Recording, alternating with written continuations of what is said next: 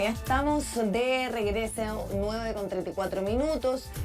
Y pese a las intensas lluvias que trajo este último sistema frontal, el déficit hídrico se mantiene y también las autoridades no descartan un eventual racionamiento de agua, principalmente durante el verano. Vamos a conversar del tema, tenemos el contacto a esta hora con el director de CR2 de la Universidad de Chile, René Garro. ¿Qué tal? ¿Cómo está? Hola, buenos días, Viviana. ¿Todo bien? Ahí usted me hace la corrección para decirle de manera correcta su apellido. No, se lo digo perfecto. Ah, qué bueno, qué bien. Bueno, profesor, quisiéramos partir porque hemos tenido una situación excepcional que prácticamente no se había dado con esa intensidad de lluvia en los últimos días, incluso en el norte hablan hasta de los últimos 15 años, pero las autoridades fueron bien claras en decir, más allá de eso, no podemos descartar que efectivamente durante este verano ya empecemos con un proceso de racionamiento de agua. ¿Cómo lo analizan ustedes? Bueno, mira, en realidad hay que mirar por distintas regiones de nuestro país. Efectivamente, cuando uno mira la zona centro-norte, me refiero especialmente a la región de Coquimbo, incluso la región de Atacama, ellos están con un superávit. Eso no es inusual porque es un clima tan árido que unas pocas precipitaciones, en este caso fueron de hecho bastante copiosas, ¿cierto?, te pueden llevar a este régimen de exceso pluviométrico.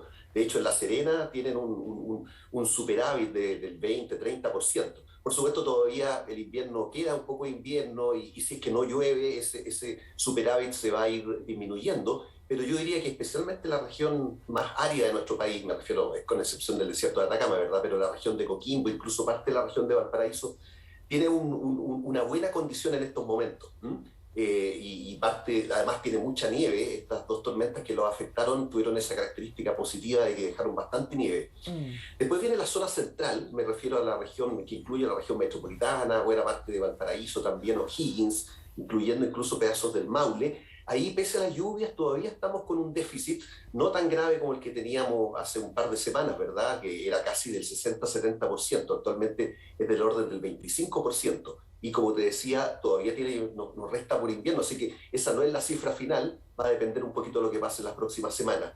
Y finalmente tenemos de la región básicamente del Ñuble hacia el sur, en que están, de hecho, hoy día también están con precipitaciones muy intensas, y ellos también están muy cercanos a la normalidad. En algunas regiones, en algunos lugares como por ejemplo Concepción, ya están levemente sobre el promedio. Así que la realidad en estos más o menos 1000 kilómetros que hay entre La Serena y Concepción es bastante variable. Y nosotros acá en Santiago justo quedamos en una condición en que las lluvias han ayudado bastante, pero aún así seguimos en un déficit, no extremo, pero en un déficit significativo, por cierto.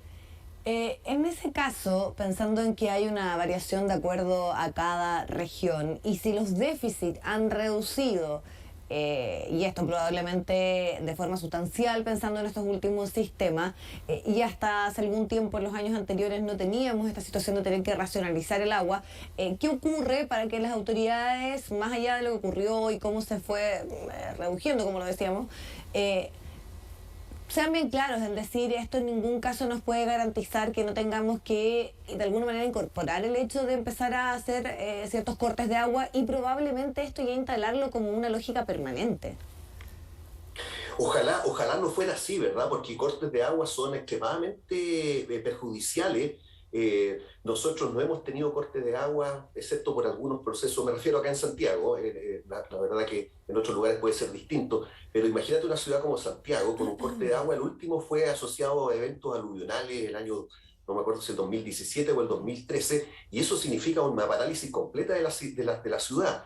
Así que, si bien es cierto, uno no puede descartar, yo imagino que las autoridades, claro, lo tienen que mantener como una posibilidad, porque uno no puede descartarlo, pero deberían hacer todo esfuerzo por evitarlo. Ahora, este contexto, afortunadamente, el contexto climatológico con que estamos, es mejor que el año pasado. Ya. No hay duda alguna, estamos bastante mejor que el año pasado.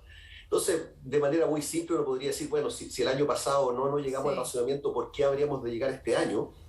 Naturalmente que los sistemas son complejos, los sistemas de almacenamiento, no es tan simple de traducir este déficit o superávit hídrico en lo que pueda pasar, porque el agua hay que producirla, ¿cierto? Una cosa es que el agua baje de los ríos o esté en el subsuelo, pero el agua potable que tomamos hay un montón de procesos necesarios para que se produzca.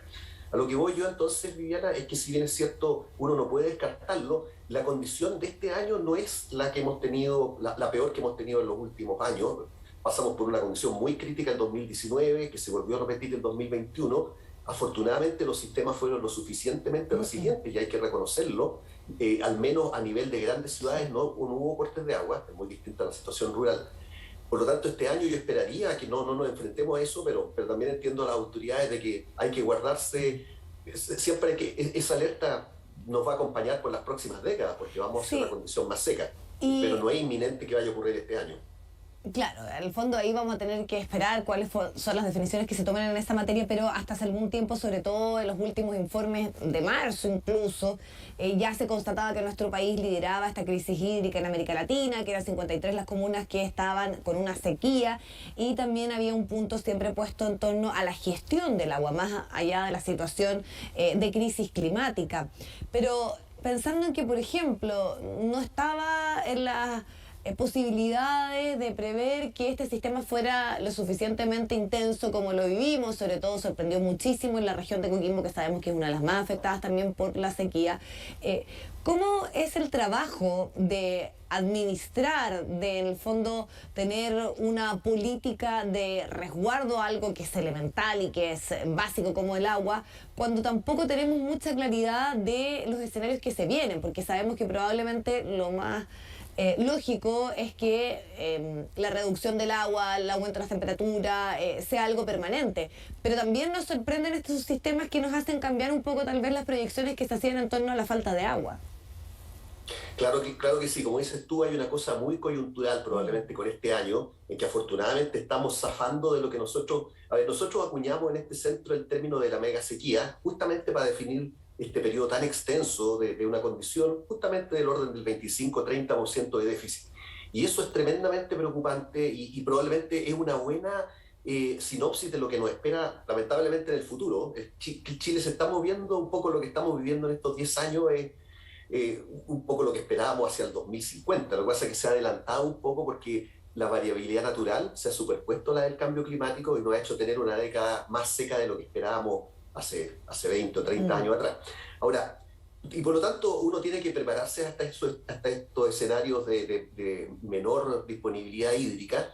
De nuevo, se pueden tomar lecciones. Por ejemplo, como te decía, yo creo que lo que ha pasado en las grandes ciudades, cierto, han habido costos que finalmente todos los vamos a tener que pagar, pero de hecho yo diría que Chile ha tenido un desempeño en sus sistemas de agua potable a nivel de grandes urbes que por ahora ha sido extremadamente resistente, y eso es encomiable, y hay que ver a qué costo ha sido, qué cosas se han afectado, etcétera, pero agua no nos ha faltado en las grandes ciudades, pese a este déficit permanente del 30%, que se empieza a parecer a lo que vamos a experimentar en el futuro. Ahora, uno siempre puede tener un año dentro de una condición más o menos seca. Tú puedes tener, hay variabilidad sinóptica y hay estos sistemas del tiempo que pueden traernos sorpresa y nos pueden dejar, incluso en un contexto de largo plazo más seco, un año más lluvioso. Todavía no llegamos a esa condición, insisto que todavía estamos por debajo del promedio, pero por ejemplo en el norte efectivamente están sobre el promedio. Sin embargo, van a ser esta condición más seca en el futuro. Ahora, hay que prepararse tanto para el corto plazo, para estas cosas coyunturales, que este año me da la impresión que deberíamos estar más bien en el lado benigno, por la acumulación que, como te digo, es mucho mejor que el año anterior. Pero, sin embargo, uno tiene que seguir pensando, por ejemplo, en fuentes, en todo lo que tiene que ver con eficiencia hídrica, en reusos de agua, mejor adaptación en distintos sistemas, no solamente agua potable, sino que en agricultura y minería, ¿cierto? Y también eventualmente en fuentes adicionales de agua, ¿cierto? Hay que mirar de qué manera logramos tener una cierta seguridad hídrica, porque como te digo, coyunturalmente, si bien este año tal vez zafamos de una condición muy crítica, podría ser que el próximo año todo lo contrario, volvamos a tener un año tipo 2019 o tipo 2021, también lo hemos tenido el siglo pasado y lo pasamos muy mal y estuvimos acá ras de este racionamiento que mencionabas tú. Quiero, para finalizar, también preguntarle, porque de alguna manera cuando comenzó la discusión de la nueva Constitución se sabía que un tema fundamental era el agua, por la particularidad de nuestro país, por los derechos de uso de agua, y eso de alguna manera también tiene que ver con la administración del recurso, que sabemos, y eso está comprobado, tiene un efecto también en esta escasez más allá de la situación de la crisis propiamente tal. Entonces usted también como experto, ¿cómo ve, entrega mayores garantías a lo que plantea actualmente el texto, entendiendo que la problemática del agua va a estar presente en nuestra vida y es fundamental también saber cómo vamos a establecer normativas y sobre todo de orden y de carácter constitucional en torno a eso. Mira, no hemos hecho un análisis completo de las perspectivas que ofrece la nueva Constitución. Ciertamente tiene elementos positivos, pero lo otro que también hay que tener en cuenta, hablando lo que me preguntaba anteriormente, ¿cierto? ¿Qué medidas hay que tomar? Insisto yo que disponibilizar agua requiere inversiones que en general son muy grandes para las grandes ciudades. Entonces hay que balancear dos cosas, porque si uno tiene un sistema que probablemente es subóptimo o imperfecto, como cualquier sistema, y uno por pretender cambiarlo todo, puede ser, digamos, y en el largo plazo te puede redituar. Sin embargo, estas medidas y estas obras que hay que construir y que incluso hay estimaciones de varios miles de millones de dólares que requieren, ¿verdad? De alguna manera hay que financiarla. Entonces, es como todo lo que hablamos en muchas materias. Tú, por una parte, tienes el legítimo anhelo, en algunos casos, ¿cierto?, de cambiar las cosas que son subóptimas, pero tienes que hacerlo de alguna manera en que el sistema te permita una cierta estabilidad. Porque, insisto yo, no es una cosa solamente de voluntad, sino que es una cosa de recursos. Producir agua potable, mejorar el sistema. Piensa tú que Valparaíso pierde alrededor del 30% de su agua por un problema del sistema de conducción de agua, de las cañerías, etcétera. Cambiar todo eso son inversiones millonarias, alguien va a tener que pagarlo y eso requiere una cierta estabilidad, ¿verdad? Así que por lo tanto hay que ser muy cuidadoso en balancear por una parte cambios que tal vez en algunos casos son muy necesarios, pero ofrecer una cierta estabilidad. Finalmente todo esto también tiene una componente económica y financiera que hay que preservarla, ¿cierto? Y no va a haber ningún inversionista que va a colocar grandes cantidades de dinero, ya sea el Estado o los privados, si es que no están las normas claras. Así que lo que más uno quiere en estos casos es nuevamente que las normas se acerquen más al valor óptimo, pero que además sean estables, porque si no estamos perdiendo años esenciales en nuestra adaptación al cambio climático. Sí, entender sobre todo que el concepto que usted utiliza es muy claro. Todo lo que tiene que ver con las decisiones que tomemos es esencial para además también la administración del recurso hídrico, que sabemos que es fundamental para la vida. Así que le agradezco también el tiempo y la posibilidad de conversar y poder profundizar un poquito más en el tema hídrico en nuestro país. Muchísimas gracias. Encantado de acompañarlos, Viviana. Muchas gracias. Que esté muy bien.